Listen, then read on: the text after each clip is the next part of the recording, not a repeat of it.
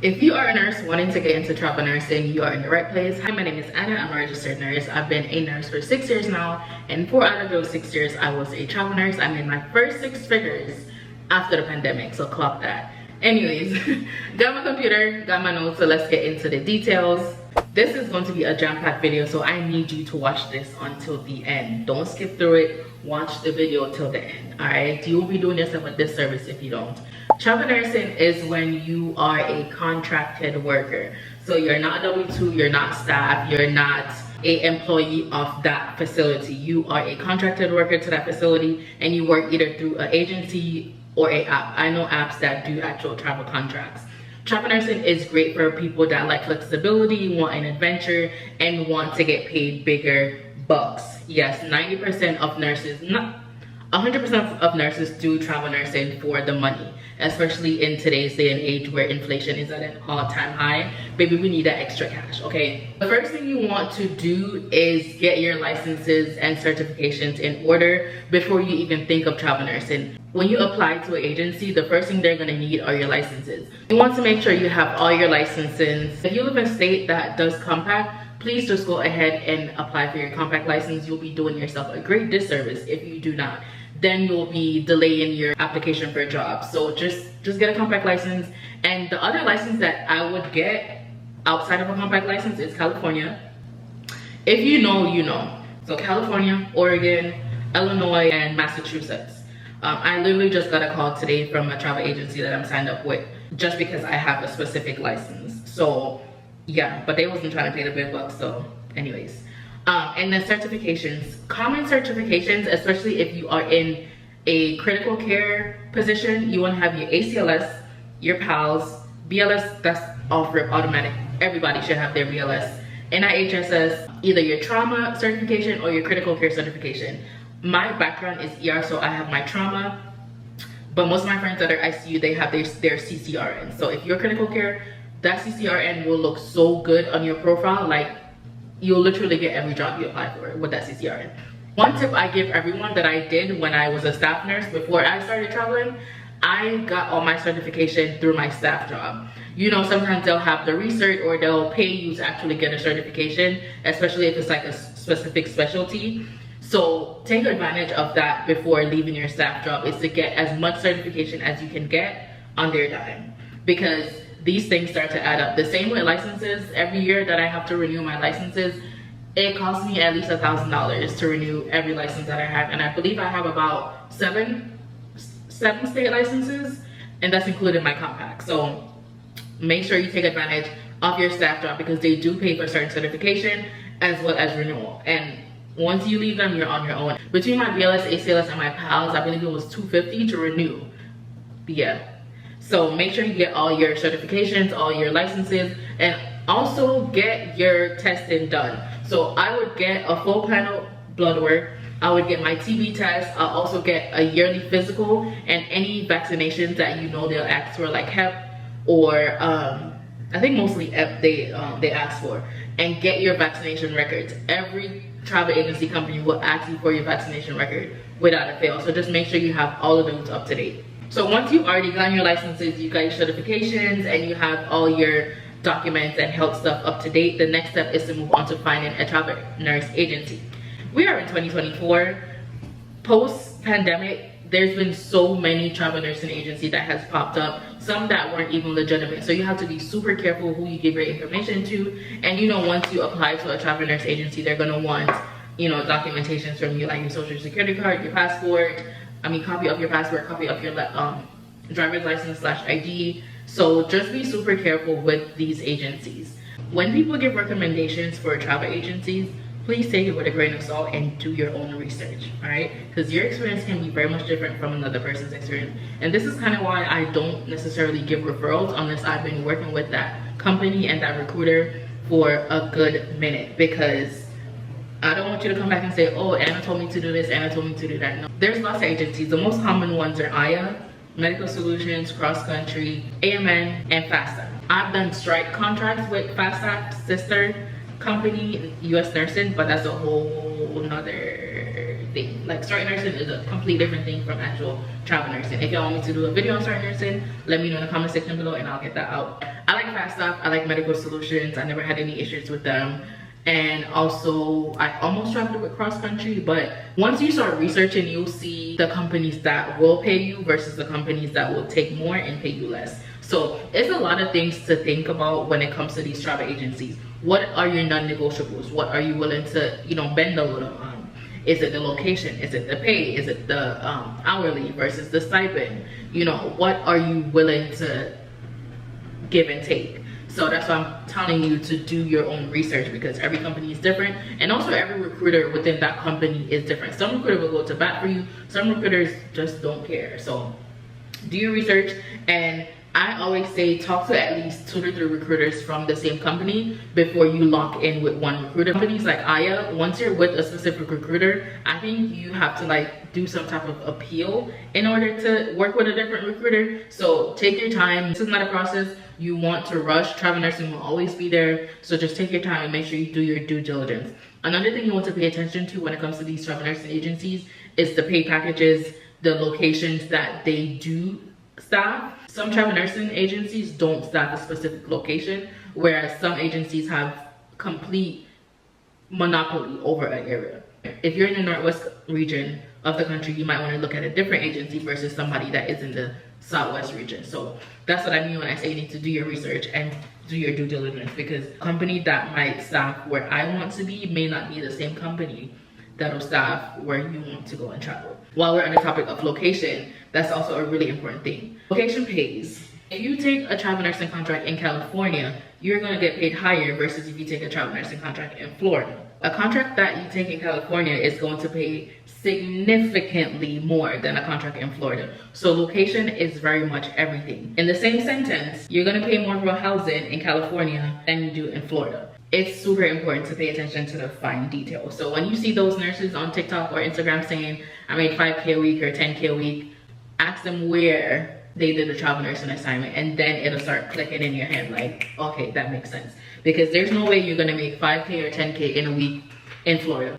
No, it ain't gonna happen. You could work 60 hours, 80 hours, it's not gonna happen. It's just not gonna happen. So location is very much important when it comes to finding that first travel contract, as well as the agency that you work for. Some other agencies that I've had profiles made with are Vivian and Fusion Marketplace. They typically have more options in terms of location. Like I believe they staff all the states, and they'll have a variety of rates. Like you'll see high end rates and lower end rates.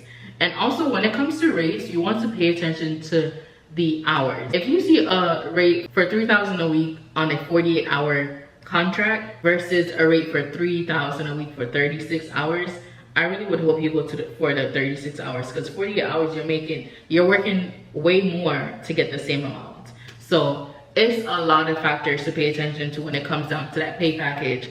If you want me to go over one of my pay packages, let me know in the comment section below and I'll make a video on that. When it comes to these agencies, just keep these things in mind. And when it comes down to your recruiter, make sure that they are completely honest when it comes to pay transparency and housing support, because some locations, it'll take you forever to find housing, and sometimes the company will have contracts with local people or local hotels in the area that you can get discounts for.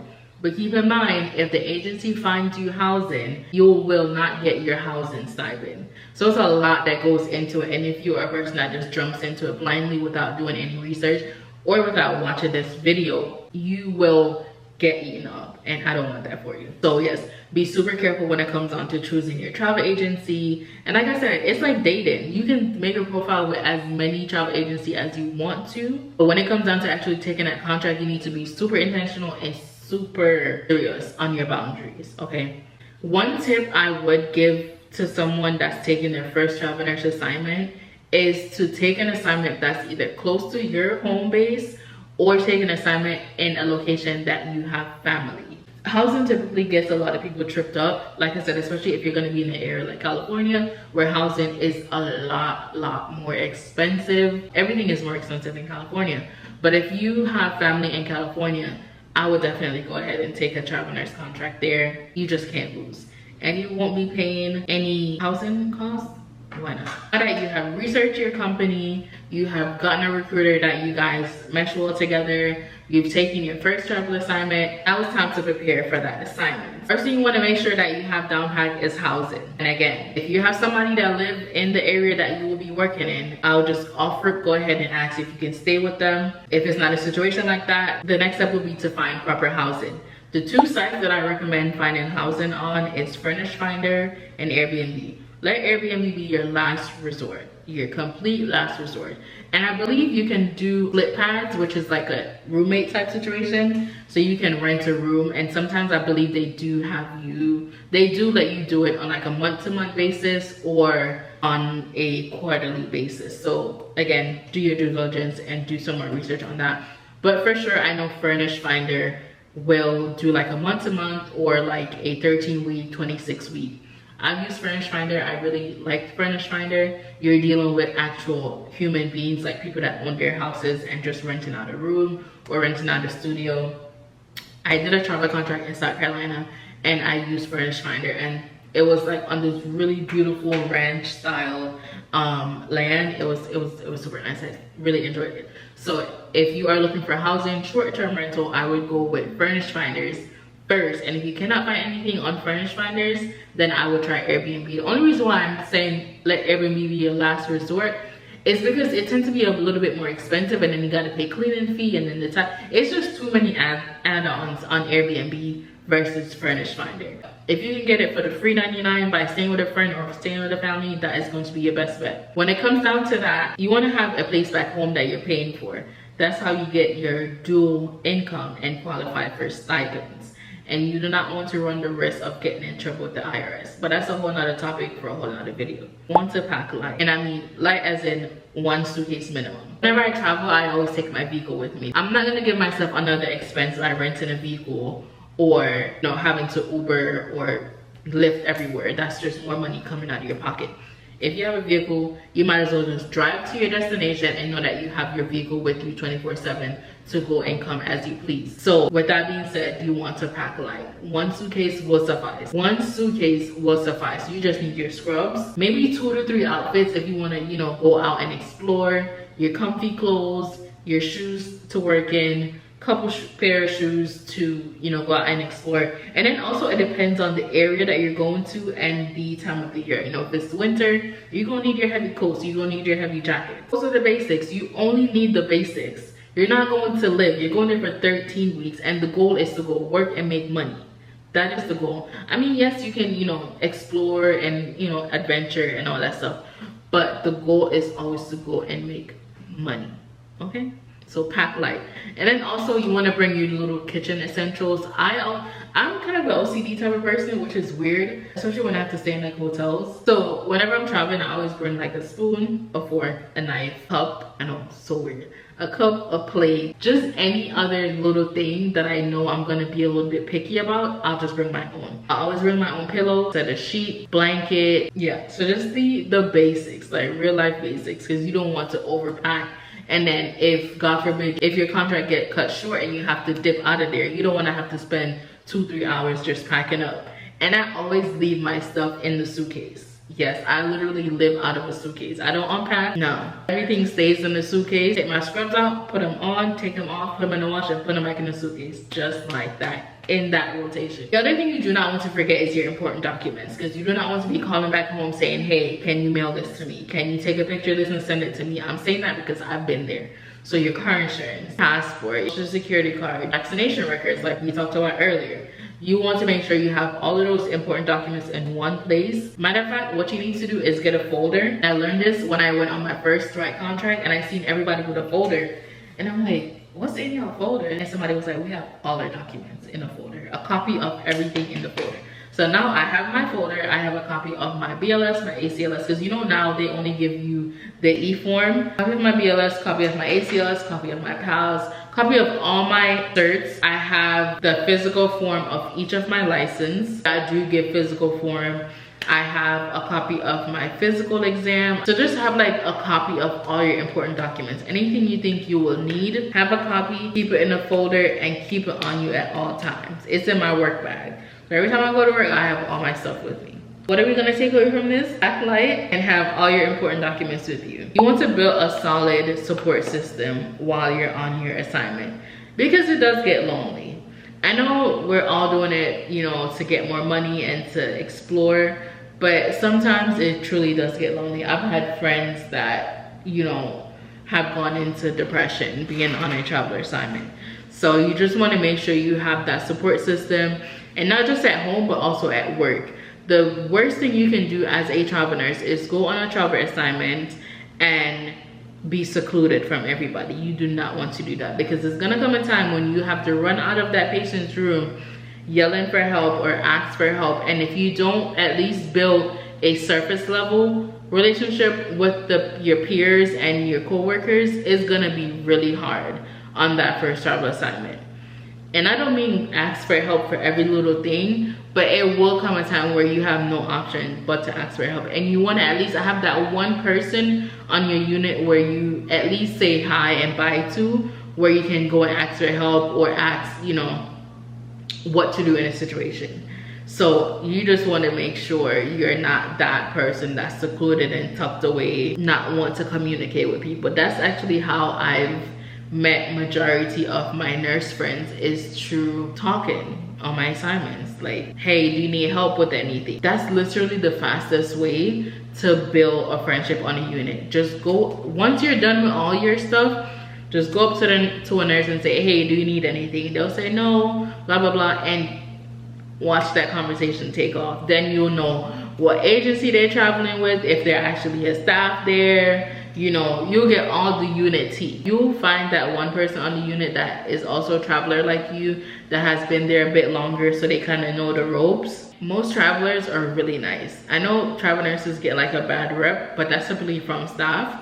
But from a travel nurse to another travel nurse, we're gonna be as helpful as we can be. And also to the staff, like, I've been a traveler at a hospital, and I treat the staff just the same way how I treat the other travelers, because I want the same in return. So just don't be that person that's just like secluded and don't want to talk. Like, you'll be doing yourself a disservice by doing that. And I always try to, you know, keep in touch with the nurses that I meet on travel assignments, because you just never know. Also, we use each other for references, so that should be another incentive to make friends on your travel assignment. We talked about licenses, certifications, researching travel agencies, you know, being real careful of your recruiter, and preparing for your first travel assignment.